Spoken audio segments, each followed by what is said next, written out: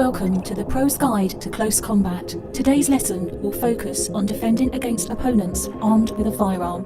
The presented situations are very rare and can be avoided by following standard operating procedures, but they can occur under highly unpredictable circumstances. You should consider such cases as extremely dangerous, and defensive techniques should be used as a last resort. First technique: shoulder-elbow strike combination. If you find yourself in a brawl or in proximity to your opponent, take control of his head with both hands.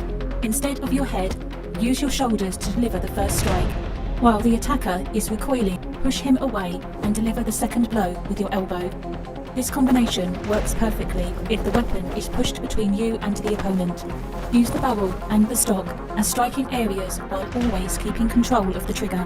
Carrying a handgun is a daily reality for many law enforcement officers and even civilians. As the weapon is usually carried in a holster, it is important that you train defensive techniques that allow simultaneous drawing of the weapon. Second technique: transition to weapon. The first reaction against strikes to the head should be high elbow cover and slight movement out of the strike line. Reach for the weapon as quickly as possible. Draw your handgun into the retention position, leaving it as close to your body as possible. Being able to simultaneously defend against an attack and draw your handgun will save you valuable time, which is crucial when it comes to protecting your life. Learning to recognize that one technique can be applied in various different situations will give you an advantage over your opponent. Whether your attacker grabs your arm, stick, or your rifle, this next technique can be used in many situations. Third technique: wrist lock.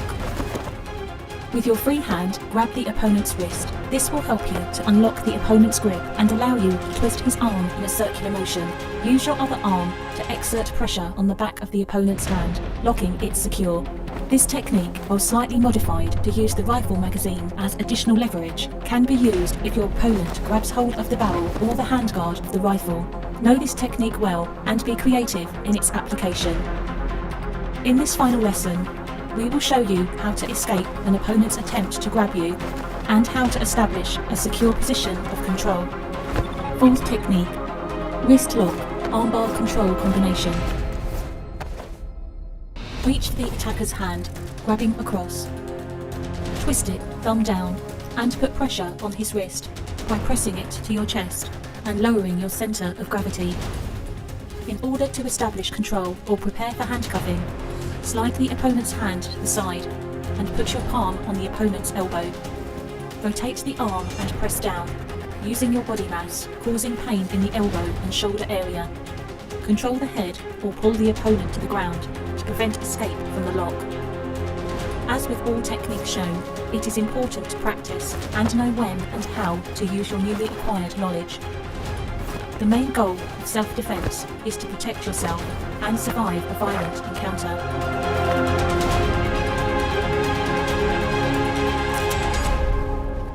This concludes today's lesson. Make sure to take part in the first and second training video of the Pro's Guide to Close Combat.